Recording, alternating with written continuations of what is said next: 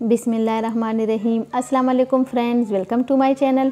Friends, plants तो खूबसूरत होते ही हैं, लेकिन जब हम उसके लिए पॉट्स तैयार करते हैं बहुत खूबसूरत, तो उनकी खूबसूरती और भी निखर के आती है। तो ये देखिए फ्रेंड्स, जब हमारे पॉट सादे होते हैं, कलरफुल नहीं होते, तो उसमें प्लांट्स कैसे रखते हैं, और जब हमारे पॉट्स बहुत खूबसूरत हो जाते हैं, कलरफुल, तो उसमें प्लांट्स कितने खूबसूरत लगते हैं। तो सबसे आज की वीडियो में मैं आपसे सिंगोनियम एरोहेड के बारे में बात करूंगी। इसकी प्रोपेगेशन हमने कैसे करनी है और इसकी ग्रोथ के बारे में, इसके लिए कैसी मिट्टी तैयार करनी है। तो आज की वीडियो में आज की वीडियो में आप सिर्फ सिंगोनियम के बारे में जानें। और ये देखिए फ्रेंड, यहाँ पे मैंने कुछ कोलियस के प्लांट्स रखे हैं, तो उनकी भी ग्रोथ बहुत ही अच्छी तरह से हो रही है। किसी के पास भी कोलियस के प्लांट है तो इसकी भी मैं डिटेल वीडियो बनाऊंगी, ग्राफ्टिंग की भी वीडियो बनाऊंगी, तो आप ज़रूर देखिए। ये देखिए फ्रेंड, यहाँ पे मेरे कुछ सिंगोनियम के प्लांट रखे हैं। इससे पहले मैंने पिंक सिंगोनियम के लिए पॉट भी चेंज किया था, और उसको मैंने फिर कैसी सॉइल में लगाया, उसकी ग्रोथ बहुत ही अच्छी हो रही थी। और उसको भी अभी मैं आपको दिखाती हूँ कि उसकी ग्रोथ कैसे हो रही है, किस तरीके से मैंने उसकी केयर की। जो इसकी ये देखिए फ्रेंड, अब ये ग्रीन कलर में है। ये इसकी अभी मैंने एक छोटा सा पॉट है, तो इसमें मैंने अभी पॉट ये चेंज करना है। तो पॉट में अब मैंने क्या करना है कि इसमें अब हम सबसे पहले तो आपने होल ज़रूर करने हैं। होल जब तक आप पॉट में नहीं करेंगे, आपके प्लांट फिर ख़राब हो जाते हैं, क्योंकि अगर होल नहीं होते, इससे जो एक्स्ट्रा पानी है वो ड्रेनेज होल से जब बाहर नहीं निकलता, तो उस वजह से मिट्टी में पानी कड़ा होता है, मिट्टी कीचड़ बन जाता है, और अक्सर उसमें प्लांट्स ख़राब हो जाते हैं। और अगर आप इस तरह करें कि इसमें मैंने मिट्टी डाल दी है, तकरीबन थोड़ी सी 1-2 इंच की जगह मैंने सिर्फ छोड़ी है। अब इसमें मैंने डालनी है सैंड। इसमें मैं अब पहले सैंड डालूंगी, क्योंकि आपने वेल ड्रेन सॉइल बनानी है हर प्लांट के लिए। तो इसमें मैंने कुछ सैंड मिला दी है, इसको मैं अच्छी तरह से इसमें मिक्स करूंगी। इसके बाद मैंने इसमें फिर डालनी है कंपोस्ट। किचन वेस्ट का जो कंपोस्ट होता है, आप घर पर ही अपने किचन वेस्ट से बना सकते हैं। ये बहुत ही ज़बरदस्त प्लांट्स के लिए पावरफुल होता है। इसमें बहुत ही ज़बरदस्त चीज़ें होती है, जो भी न्यूट्रिएंट्स हमारे प्लांट्स को चाहिए वो सब कुछ इस कंपोस्ट में होता है। और ये मेरा 1 साल पुराना कंपोस्ट है। आप देखिए बिल्कुल काला हो गया है। ये है हमारा ब्लैक गोल्ड, जो प्लांट्स के लिए गोल्ड का काम करते हैं। इसमें वो सारी चीज़ें होती है जो हमारे प्लांट्स की रिक्वायरमेंट को कंप्लीट करती है। ये देखिए फ्रेंड, अब यहाँ मैंने इसमें कंपोस्ट भी डाल दी है। कंपोस्ट अगर आपके पास ना हो तो आप जो गोबर की खाद होती है उसका वो भी आप यूज़ कर सकती है, लेकिन बिल्कुल सड़ा हुआ फ्रेश गोबर जो होता है वो आपने इस्तेमाल नहीं करना, नहीं तो आपके प्लांट ख़राब हो जाएंगे। तो इस तरह ये देखिए फ्रेंड, इसके कलर कितना ब्लैक हुआ है, क्योंकि ये अच्छी तरह डिकम्पोस्ट हुआ है। तो इस तरह आप अपने घर पर ही अपने किचन वेस्ट से कंपोस्ट बना सकती है। कंपोस्ट की वीडियो का लिंक मैं डिस्क्रिप्शन में दे दूंगी, अगर आप बनाना चाहे तो आप वो वीडियो देख सकते हैं। तो इसमें अभी आप ये देखिए कितनी अच्छी तरह से मेरी मिट्टी तैयार हो गई।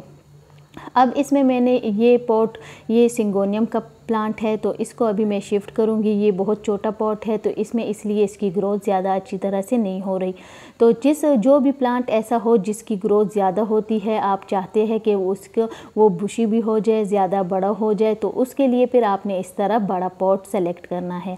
अब इसको मैंने रूट बॉल के साथ ही निकाल लिया है। अभी मैं इसको इसके बीच में रखूँगी। इसको बिल्कुल भी मैं इसकी रूट्स को डिस्टर्ब नहीं करूँगी, ताकि ये अच्छी तरह से इसमें फिक्स हो जाए। बीच में आप इसको लगा लेंगे, और साइडों से आप अच्छी तरह से प्रेस करके तो इसमें मिट्टी अच्छी तरह से अंदर कर ले। इसके बाद मैं इसमें पानी दे दूंगी। पानी अच्छी तरह से इसमें डाल के, तो उसके बाद आपने फिर अगर इसकी मिट्टी नीचे हो जाएगी, इससे पानी सारा जो है तो निकल जाएगा, क्योंकि अच्छी सॉइल की वजह यही होती है कि इसमें पानी कड़ा नहीं होता और आपका प्लांट भी फिर ख़राब नहीं होता। इसके अलावा फ्रेंड, आपने फिर क्या करना है, इसको आप 15 डेज़ के बाद लिक्विड फर्टिलाइज़र देंगी। लिक्विड फर्टिलाइज़र का लिंक भी मैं डिस्क्रिप्शन में दे दूंगी। अगर आपको नहीं पता, आप बनाना चाहे तो आप वो बना सकते हैं। और कंप्लीट उसको आप अगर एक दफ़ा बना ले तो 1 साल तक आप उसको इस्तेमाल कर सकती है।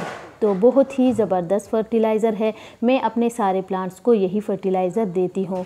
ये देखिए फ्रेंड, इसको मैंने अच्छी तरह से, इसको मैं एक दफ़ा पानी दे दूँगी। जब भी आप रिपोर्टिंग करें, कोई कटिंग लगाए, पहली बार जब पानी देंगी तो फिर कुछ दिनों बाद ही आपने पानी देना है, जब तक कि इसकी मिट्टी अच्छी तरह से 2-3 इंच तक सूख न जाए।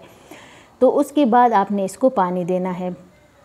अब ये देखिए फ्रेंड, यहाँ पे पिंक सिंगोनियम है। इसको भी मैंने ये भी बहुत ही छोटा प्लांट था और इसकी ग्रोथ भी नहीं हो रही थी। अब ये देखिए फ्रेंड, ये कितना बुशी हुआ है। इसके बीच बीच में से भी ग्रोथ स्टार्ट हुई है, स्टेम निकलने, ये इसके लीव्स निकलने स्टार्ट हुए हैं और ये बहुत अभी खूबसूरत भी लग रहा है क्योंकि बहुत ज़्यादा बुशी हो गया। क्योंकि इसके पॉट में भी मैंने यही तरीका किया था। कुछ मैंने कंपोस्ट और लीफ कंपोस्ट भी इसमें मैंने ऐड की थी इसकी सॉइल में, तो इसकी ग्रोथ बहुत अच्छी तरह से अभी चल रही है।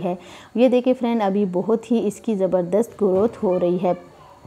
इसके साथ हमने फिर क्या करना है कि इसको हमने शेड में रखना है। हमेशा ये बात याद रखें कि हमारे जो भी परमानेंट प्लांट है, कुछ ऐसे प्लांट है जो सकुलेंट के बग़ैर जो प्लांट होते हैं, सबको आपने शेड में रखना है।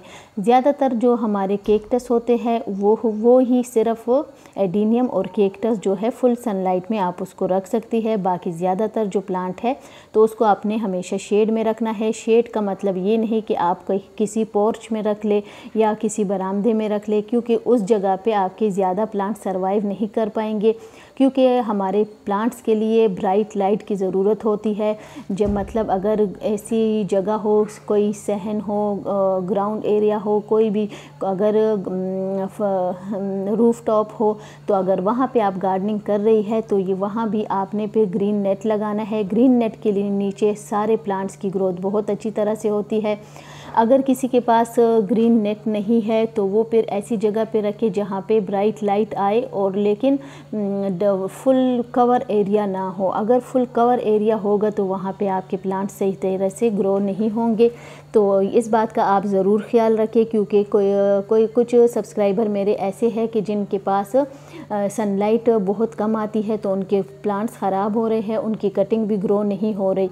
तो इसकी वजह यही है कि कुछ जगह पे तो सॉइल की वजह से ख़राब होते हैं या ज़्यादा फर्टिलाइज़र से या ओवर वाटरिंग से, लेकिन कुछ जगहों पे सिर्फ जगह की वजह से कि जहाँ पे ब्राइट लाइट नहीं आती, सनलाइट नहीं आती, तो उस वजह से भी आपके प्लांट्स ग्रो नहीं होते और ना ही कटिंग चलती है। अगर ग्रीन नेट के नीचे आप कटिंग्स को ग्रो करेंगी, कटिंग को आप फिर ज़्यादा बड़े पॉट्स के साथ करीब रखें तो अच्छी तरह से वो ग्रो होंगे।